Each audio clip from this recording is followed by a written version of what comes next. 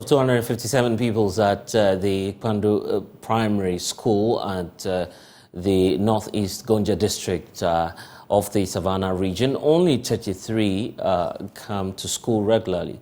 Hunger has driven them out of school. Their parents say unpredictable rainfall patterns have affected their farming businesses, so they are unable to provide 3 square meals to their children. In today's edition of Ghana School of Shame, my colleague Jojo Kopina looks at how school feeding is impacting class attendance. From afar, everything looks good at Kpandu Primary School in the northeast Gonja district of the Savannah region.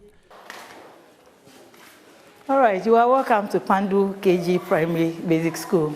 Here is KG2. My name is Madam Rita Enima. I'm the facilitator for KG2 here. After the Easter holidays, when we came back from the house, children have not been coming to school. Tuesday, only one child who came. Today, only one person who is in. Due to poor parental assistance in the community here, most of the children come to school without eating. When you ask the parents, they will complain they don't have money to cater for their awards. So now, actually, I'm having the total number of 11 students in the class. They don't feed them. So always, when they are in school, for some short period of time, they will say, oh, we are hungry, we want to go home, because there is no feeding in the school. Parents here disagree that they are unwilling to support their children. They argued that they built the school, provided furniture, and even paid teachers before the government intervened. The school management committee chairman said their farming business has failed because of unpredictable rainfall, so they are unable to feed their families. Last time, my son needed a coin, but I shouted at him because I had no money. I was annoyed. I yelled. It spoiled my day. How come I could not give my child just a coin? It broke my heart. Some men are even committing suicide. But I won't do that. We don't have money. Times are really hard.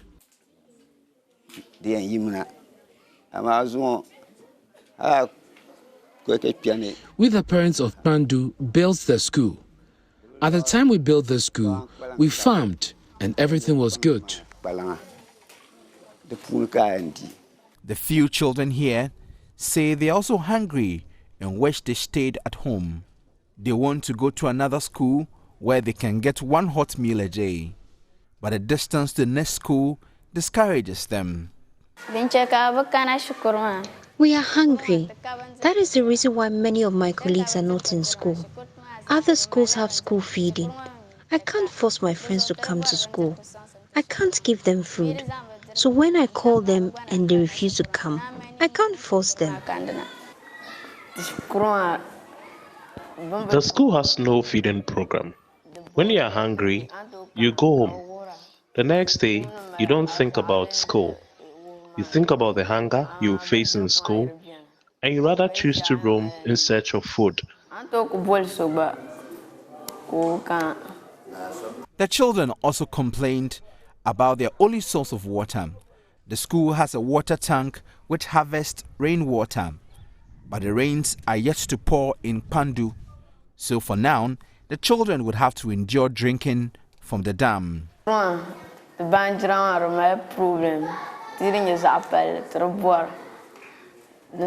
Anytime we drink the water, we become sick, but we don't have a choice. When you look at the type of water they drink here, seriously, sometimes the bottle that they fetch water inside, no, it's not easy. When you see it, we even take it and throw it away, but it's normal here for them. So we visited the dam where the entire community fetches water. The water looks brown and dirty. Some say they use alum to purify it, but many say they drink it in its raw state. This water shared with cattle looks so dirty that some residents in Accra would not even consider using it to flush their toilets. But because clean running water is a luxury here, residents drink the dammed water without giving it a second thought.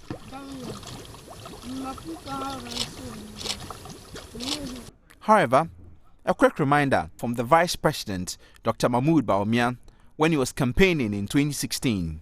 The first 2 years of an MPP administration, under this Infrastructure for Poverty Eradication program, where every constituency will get $1 million every for rural and deprived communities. Under this program, there should be no village or community in Ghana after the first 2 years that would have a water problem or a toilet problem. Perhaps this is the perfect time for the Vice President to redeem the promise he made to the people. In summary, the problem here at Kpandu is lack of basic needs, access to food and water. A non-governmental organization in the northern region focused on education, School for Life, organized residents of Kpandu to form citizen groups to address problems facing the school. With funding from Global Partnership for Education, the NGO is implementing its citizen-led action for educational accountability and responsiveness project. The project has mobilized women, PTAs, youth parliaments, girl caucus, and community journalists to effectively engage local duty bearers, while School for Life engages with the central government. The women's group wants government to start a school feeding project immediately. The school desperately needs the school feeding program so that the children will come back to school. It is really important. The district chief executive of the Northeast gov't district, Mohammed Musa Tindao, says even though he knows the problem facing the school, funding remains a challenge. Areas where we have the school feeding, attendance there is higher than as compared to areas where we don't have the school feeding program going on. So that is one of the challenges that school feeding has also created. So I will appeal. I know since last year, since I came to office, we've not gotten any allocations. So perhaps we use this platform to appeal to school feeding program to at least expand the coverage, because once the student gets to know that their neighbor is getting this intervention, then parents think that the government is neglecting them because they don't care about them, because they prefer the other community to them. That is why they are not getting it. So there's that kind of misunderstanding. So I believe that with school feeding, it will also help to engender interest in education. School feeding will certainly shoot up enrollment figures. If the Vice President redeems the government's promise to provide water to every community and village, it would greatly improve the health of the people. Jojo Kobna, Joy News.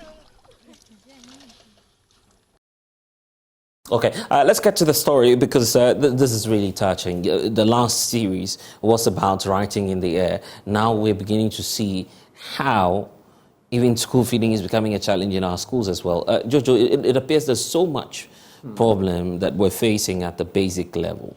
Yes. And you're unveiling all of that as we go along. It is. You know, I never believed, I used to think, oh, come on, why do we have school feeding? I mean, the parents are supposed to, they give birth to their children, they're supposed to feed them, supposed to give them food.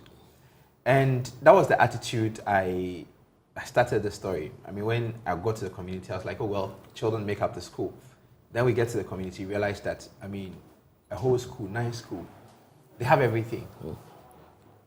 But the children are not, that's like, where are the children? So the children are not coming to class, like, So they were, the parents are irresponsible. How can they come? Yes, you have to feed your own children. Why is it that you can't feed your own children? I mean, school fees is free, so the least you can do. So then I engaged the school management committee chairman, and then he told me something.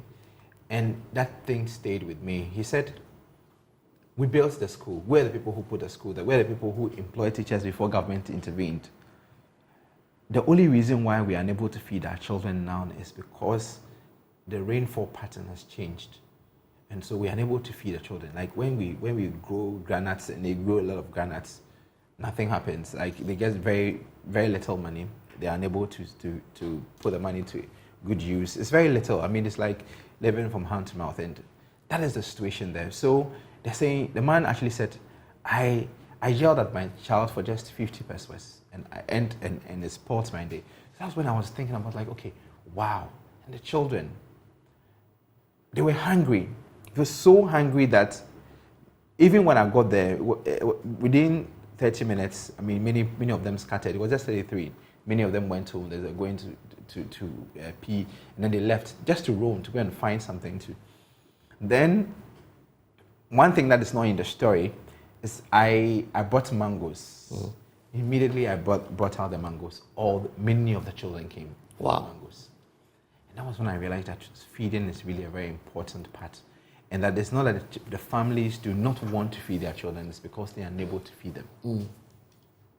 But then, in this community that you visited, you've been interacting with the teachers, and it's also a source of worry for them because they see that the quality of education will simply not go. So the teachers come, and then they go into the communities to talk to the children to come, and then the children will say they would come, and they fail to come because a child is looking for what to eat, roaming to see what they can do. And you know, Kpandu is a very interesting place in the Savannah region, but it's very close to northern region, Tamale, very close.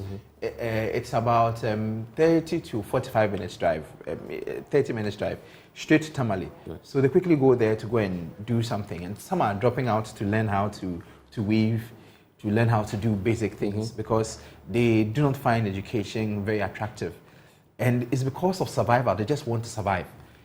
So children at this particular age, instead of thinking about, their books and everything, are thinking about how to eat. The very basic, including water too as well. Where when you get to the community, I was like, well, there's the water that the children drink. And it's very heartbreaking to see that, all these years, we can't provide water for our children. This is a school. It's not even for water is not for hand washing, it is for drinking, consuming that. And I'm sure that you would not even use that water. You would not even give that water to your dogs or even use it to flush it. Have you tried reaching out to local authority? Yes, we did. We spoke to the DCE. Says, well, my Northeast Gonja district, very deprived. The problem is very big. It was part of the East Gonja and then it was separated. After the creation of the new regions, yes. Okay. And he said, we don't have the money. We don't. That's the truth. He said the truth of the matter is that we don't have the money and that we want central government to actually increase. So this is like a very strong case that we want to make for government to actually at least consider Kpandu, because 33 children only in school when the population was 270. Yeah, 257, right. It's really a problem. So the children are just roaming, and then at the end of the day, I'm sure that now all these on the books, you would see, these children are really, but when you actually get to the ground, you realize that no, children are not really there, and it's really a challenge. How about the major economic activities within the community? It's farming. Just farming. Farming, and one very interesting thing. When this is the rainy season. The rains are yet to really hit them. So all the way from November, all the way, they have not been farming. So they said they were waiting for the rain. And so that was where government plan, one village, one dam would have kicked in for them to, but the dams are not really working for them to actually cultivate during this dry season. It's a series that we'll be telling later. But around that particular time, from January, February, March, that time, all the way from December because at least they have something from November, it's okay, but from January all the way till April, it is really difficult. It's really difficult. The weather is very hot and friendly, and they can't grow anything. People are just sitting down waiting for the rains. So it's like, have you cultivated? I'm waiting for the rains, and when the rains fail to come, it's a challenge. And so it is a problem. That's if only all these projects really worked, like One Village, One Dam was really working, we wouldn't have problems like this. But we have climate change, the rainfall patterns are very unpredictable, and unfortunately the people are still relying on their old methods of doing things, and that is the problem. And the issue about stakeholder collaboration, having CSOs, having NGOs join forces to cause change. Have you attempted networking with some of them just to see if they sense what's happening within this community, and possibly if we could have help coming through for these children? Yes, there is this Christian group that used to feed the children in the past. But okay, so there was feeding. There was feeding. And that drew a lot of the children back into school. But they moved to another community. So they keep moving, and so that's the problem. And so it would be very great if this Christian foundation charity can go back to that community and then do something, because indeed, when they left, you could really see the void that has been left in the school. I mean, no one is filling it, and the children are hungry, going around looking for food, and the state really must do something. If the state cannot do something, we need stakeholders going there to actually help the children, because it is indeed, as I told you, when I got there with the mangoes, children, I mean, coming all around and being very excited about just mangoes. And I was just asking myself, indeed, you before you learn, you need something to put in your stomach. I mean, there's this guy that says, you need something in your tummy to actually blow the trumpet. So we need to feed our children. I mean, and this is a major problem. And if you check, I mean, there's so many statistics that have come out, especially from the Savannah region, where many children are dropping out. And these are the factors: a lack of school feeding. And we understand that this is just one in the series. This is a lot more to come. A lot more to come. So next week we are looking at a very interesting story of a mining area where miners keep pushing the school away. So the children had their own school, and then gold was discovered on their land. And then the children had to move.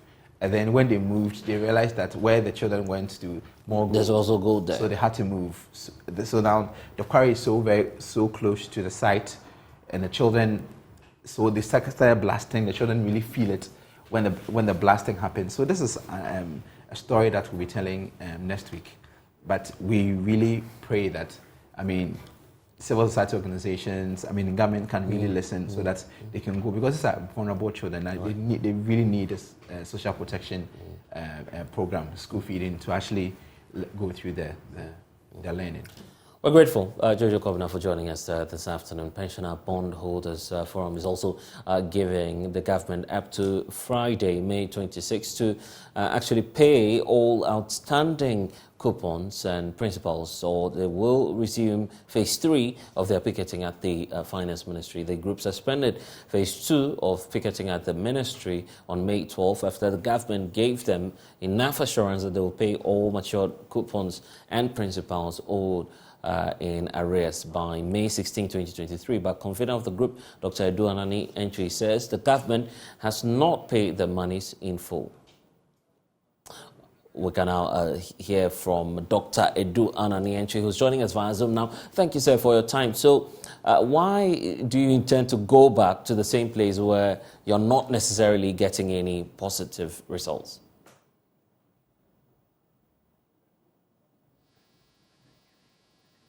Dr. Anani, if you can hear me, I'm just asking why you're deciding to go back to the Finance Ministry when it is clear that all the attempts you've made in times past have not yielded any positive outcome.